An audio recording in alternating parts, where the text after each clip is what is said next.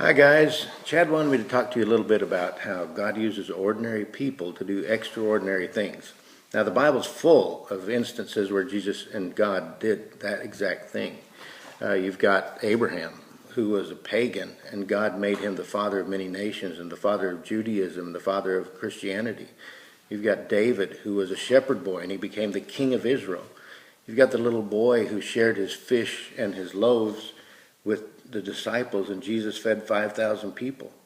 One of my favorite verses in the Bible is Mark 16, verse 17 and 18, and it says, "And these signs shall follow them that believe in my name.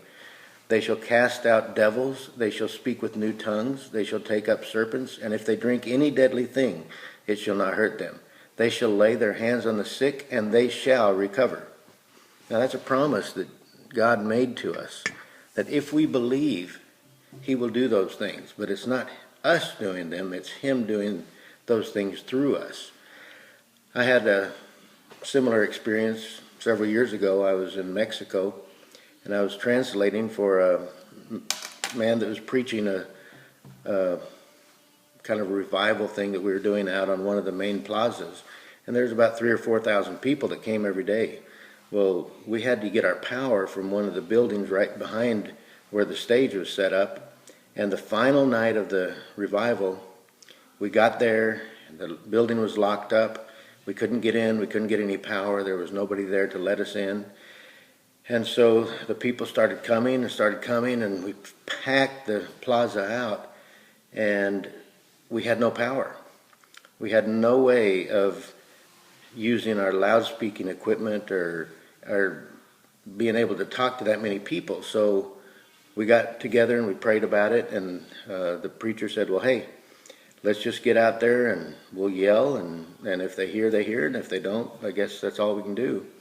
So we got out on the stage, and we started the sermon, and a guy comes walking up, and he had one of those portable loudspeaker systems, and it's run by batteries, and it has a microphone and a speaker, and he handed it to me. And so the preacher said, well, hey, you use that. They don't need to understand me because I'm speaking in English, so you use that.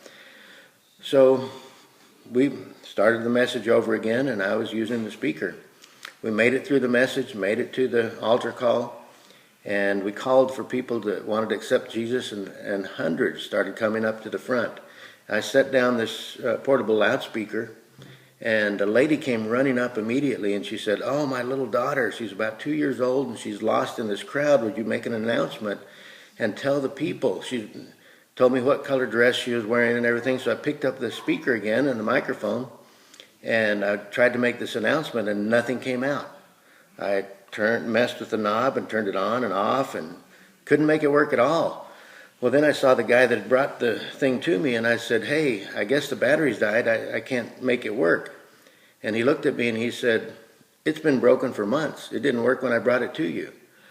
And I was like, well, why'd you bring it? And he said, I just felt like I needed to bring it. Well, that's a case of an ordinary guy that had a nudge in his spirit that said, hey, go get that thing out of your trunk and give it to them. It didn't work, but he brought it anyway. Now, if he'd have told me it didn't work, I probably wouldn't have tried to use it. So that was another instance of God using an ordinary person. In my case, it was because I had no clue that it didn't work, but still, God was able to use us.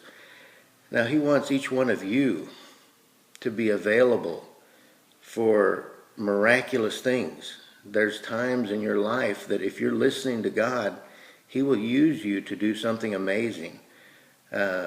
There's times in my life where he's been able to do that. There's times in Chad and Val's lives.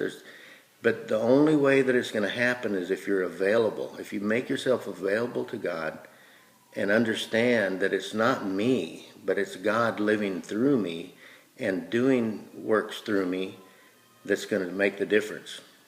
God put every one of us on this earth to do something, and there's something that you can do and that only you can do for God.